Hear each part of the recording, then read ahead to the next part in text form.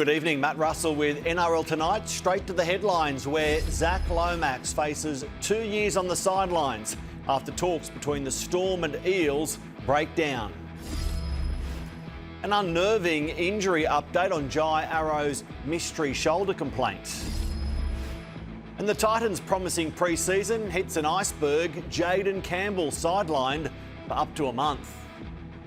First, Zac Lomax is in limbo tonight after talks between Parramatta and Melbourne disintegrated into little for the state and international star. The parties were expected to broker a deal for Lomax to play in the NRL this season, but the Eels dug in and need the Storm or another team to achieve an outcome that enhances their football club. Without that, Parramatta will not give Lomax a green light this year or next. Melbourne will pay $250,000 in court costs. Parramatta have waived the final year of his contract period, 2028. Corey Hammond has more.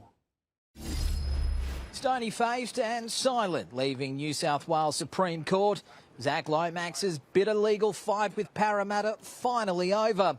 But his career remains in limbo after agreeing to not returning to the NRL without the Eels' consent before the 2028 season. We're on the field, so we've just got off and just found out. So it's good that there's a resolution and we can all move on now. It's just one of those things when players move on, the place moves on really quickly. So that's happened since I played, and it still happens now. Now I'm a coach, and same thing here. So we moved on really quickly. We had to. The Storm's push to sign the Test and Origin winger for the 2026 season dead in the water after talks with Parramatta ultimately broke down. Was there ever a thought in the head that you might actually come up against Zac in round one? Did that thought process cross your mind at all in preparing for Thursday night? Early on, but then as it dragged out, no. It's a bitter pill to swallow for Lomax, just months after being released from the final 3 years of a lucrative 4-year deal with the Eels to explore the possibility of joining R360, a move that's ultimately backfired, given the proposed Rebel Rugby Union competition has been put on the back burner until at least 2028. Like, I'll be honest with you, I've literally just found out, and it's pretty fresh for me. So, and my head's in a completely different space, and that's getting ready for this weekend's game. So, yeah, I probably haven't really reflected on it. While the Eels are certainly keen to leave the Zac Lomax saga well and truly in the rear-view mirror, it's unlikely that it's the last we've heard of it, given Parramatta ultimately has the say on where the 26-year-old lands in the NRL next, and any potential deal will likely see the Eels receive some sort of compensation in return. Yeah, I'll have an input in it, but yeah, like, it's pretty fresh at the moment, and we'll just wait and see what happens. I'm honestly, my focus is in the next sort of 24 hours and preparing the players to be at the best they can be for round one. Corey Hammond, Fox Sports News. Mark Carroll joins us every Tuesday. Spud, good evening. At this stage, no Zac Lomax this year or next. How do you feel about that? Good on Parramatta, putting their feet in the ground and a stance to say no. He's done this before, and I just think, he tried to roll the dice. Unfortunately, he would have had better going to Vegas. That's where he should have went. Take the dice, haven't given him a roll. So you're saying that the balance has been achieved here for the game, because I think we all want elite athletes like Zac Lomax playing the great game of rugby league, but fans want legitimacy around contracts, and you believe that's been achieved here? Well, I've been brought up a contract, Matt. This guy has done this the second time. Dragons had the same thing done, and Parramatta dug in, didn't they? And I think, listen to Riles, then he said he needs a compensation, a player in response to maybe a replacement. There's nothing out there. Zac was a massive piece of their jigsaw piece, and unfortunately for Zac, no footy for a couple of years. You had a long and successful career. Did you ever break a contract? Never. I played for 3 different clubs. No, mate, back then we never thought of it. Had you been asked to, what would your result have been? No, my man would have kicked me up the arse. No, contract's a contract. I signed Manly with a handshake. That was mine. So. No breaking contract. Do you expect Lomax to really miss the next 2 years, or will some club, somewhere, sometime come up with the right player swap to, quote, enhance the Parramatta Football Club. Bear in mind, there are reports Melbourne offered a straight-out transfer fee of $750,000 just to buy Parramatta off. So the Eels are clearly after a big fish. Do you expect Zac Lomax and the Eels really to get the right sort of deal to free Zac down the track? Well, as Rolsey just said, he's a bit of he's fresh to it all. I think Parramatta, they're digging in. They're digging in. So Zac, mate, which player is as good as Zac Lomax at the moment? There's not many people running around like that, are they? Parramatta hold the whip hand. They know it. And as you've said, they've dug in for their fans and fans around the game. For more, NRL 360 follows us on Fox League, including special guest Melbourne's Harry Grant. Now, funnily enough, the Storm host Parramatta on Thursday night and again in Magic Round. Suafa'alongo is the new number 1 at Melbourne, while Moses Leo gets his shot in the centres and Nick Meaney goes to a wing. There's a new look back row of Joe Chan, Atavalu Lasati and Alec McDonald. MacArthur Jr. and New South Wales under-19 prop Cooper Clark has been named on the bench for a possible NRL debut. Parramatta have Brian Kelly and Jack de Belin on club debut. Sean Russell is on a wing, Jonah Pezzett and Mitch Moses in the halves. Junior Barlaw leads a full-strength forward pack. I think the stability, probably on reflection from now and last year until now, our pre-season's completely different. Our roster's changed. It's sort of a little bit more suited to how we want to play our footy, and we're just slowly improving. And that's what we set out to do last year, and we achieved that, and we want to continue where we left off. And we started that day 1 pre-season, and now it's round 1, and we just get to see where we're at. Yeah, probably not that learning phase of having the first year. With Rolsey coming in, we've been able to learn the systems and get our repetition in throughout the pre-season. So without sounding too boring, I think it's more so us being able to, tweak our craft and wanting to be better. Mark, this is such an interesting game. Bear with me. Parramatta won the pre-season challenge. Melbourne had their struggles in that regard. Parramatta are being tipped to build on a promising 2025. Melbourne start 2026 without names like Pappenhausen, Asva Solomona, Coates, Katoa, Blore, Liero. So does Melbourne's round 1 perfection under Craig Bellamy survive this year? I've got a feeling no. A lot I've seen at Parramatta, yes, they were trials, but the thing is, Parramatta now, with that 1 year under Rolsey, the way he coaches, and he's up against his mentor. He always liked to beat your mentor, and I just think I've seen some really good shoots there for Parramatta. As you said, I think, you look at the Pappenhausen, Big Nelson, but I think Katoa, that's a massive piece of their jigsaw that's missing. Be careful, though. Remember, round 1 last year, Melbourne beat Parramatta 56-18. They led by 40 at half-time. Have Parramatta really come that far in a year that we could be contemplating them beating Melbourne now? I think they have. Moses fit. We've got Pezzett come up from Melbourne Storm. I'm looking forward to seeing what he can do for Parramatta.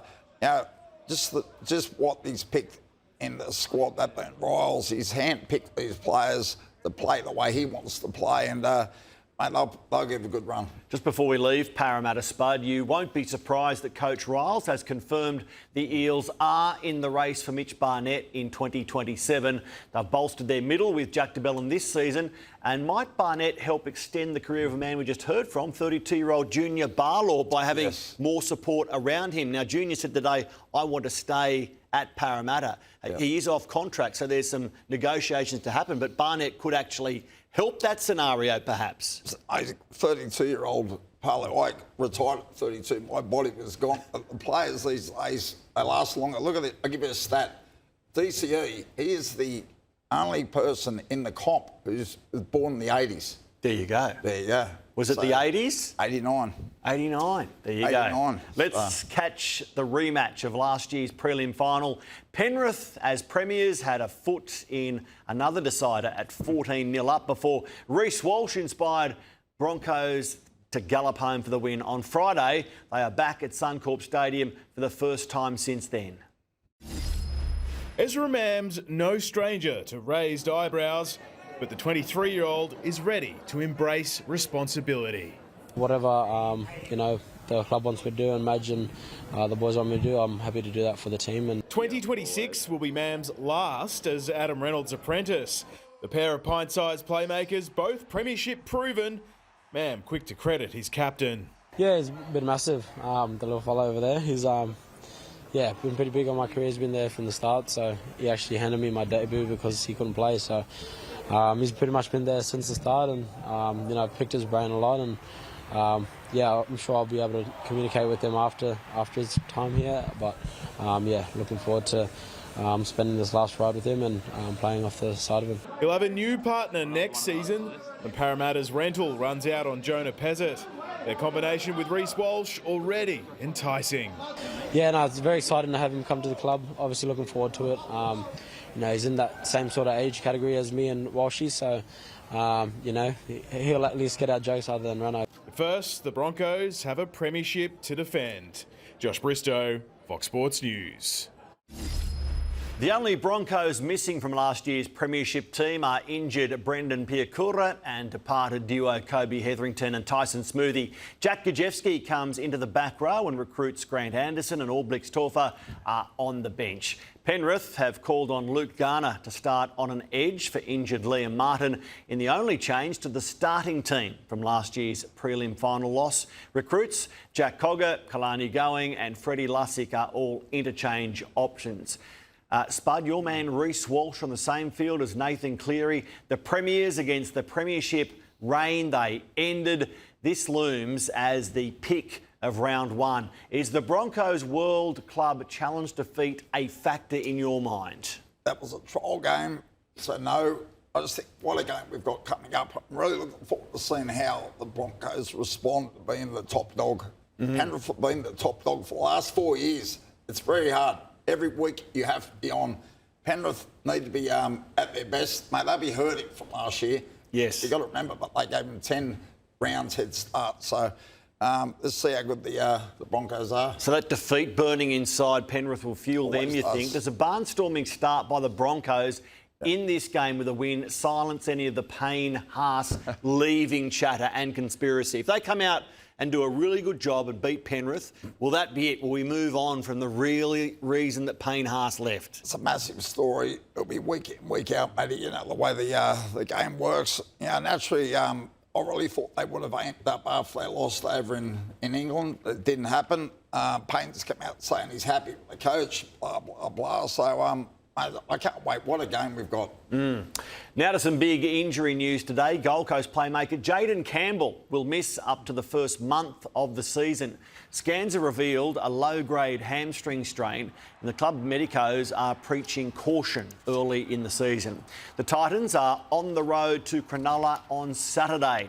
Auckland-born rookie Siali Fayamani makes his NRL debut on a wing for the Gold Coast. Max Fine makes his club debut in the centres, as does Lachlan Ilias, club debut that is. Ex-Bulldog Curtis Moran is part of the bench alongside Tukey Simpkins, Clace Haas, Cooper Bye, Luke Summerton and Zane Harrison. The Sharks' injury concern, winger Sione Katoa is good to go. Sam Stonestreet takes the wing spot vacated by injured Ronaldo Mulatalo. In the absence of injured Teague Wilton, Britton Nikora starts alongside Billy Burns and Jesse Calhoun. The big bench reads Talakai, Rudolph, Galfusi and Wele, plus Ohepapuru and Chris Vaiila. Blake Brayley finished last season as captain and carries that honour into the new campaign. Yeah, it's funny. I sort of spoke to my family recently and probably didn't expect for me to sort of be a captain. I was sort of a quiet voice and quite shy coming through, and probably the last few years I probably really found, myself, and for me to be able to share my passion for the club and for the jerseys probably been a main factor in me becoming more of a leader. And it's funny, I probably grew up on that family hill there and saw, Gal, lead out the Sharks there, and I just wanted to play one game for the Sharks, but as I progress, coming now to captain, it's gone really quickly, but definitely the 5-6-year-old self that was on that hill wouldn't expect me to be here leading the side, round one. What can we expect to see from the Sharkies this year? hopefully, I just feel like a team that's really connected. You know, I feel like this whole pre-season we've worked really hard. We've obviously had a lot of connection camps, and I feel like everyone's sort of matured a lot over the last 12 months, and there's been a lot of talk about boys leaving and going to other teams, and just the whole it might be our last time playing together. So I feel like the most I would like to see out of the team is just how connected we are on the game. Addin Fonua-Blake is the reigning Sharks Player of the Year after his first season at the club. One of his rivals was also preaching team mentality as he detailed a more united feeling at the Titans. I'd say the hunger's always there. Like, we always come into every pre-season and want to win the comp. That's the whole reason why we're here. But yeah, I just think it has felt different this pre-season. I think that we're a lot more connected as a group, and we're all just working hard for the betterment of the team. I think in years gone past we've probably just worked hard for our own personal things, but I think that everyone here is really bought into the whole team mentality and our connection as a group of Titans working really hard together. Now that's interesting, Mark Carroll, and Josh Hannay has to take some praise for that as the new head coach. He spent the last 5 years as Cronulla assistant coach. I wonder if that inside knowledge will bear fruit in this contest. Well, sure. What about the new word, connected? Everything is connected. Everything's connected. Josh Hannay, I've been asking and waiting to see what he can do. And first game against Cronulla, should be great. You did not have Cronulla inside your top 8 last week. Why do you have the Sharkies going backwards rather than building on their consecutive prelim finals? Have you seen our competition this year, Matt? Yeah. Mate, I forgot to put the ball logs in. So, mate, top 10. Sharks, I hope they put mud on my face, but I just think if at their turn up there, they didn't do it, give something else a crack. After the break, we've got a lot more still to come, Spud. The Rabbitohs are excited to roll out David Fifita, who's racking up some big weights in the gym.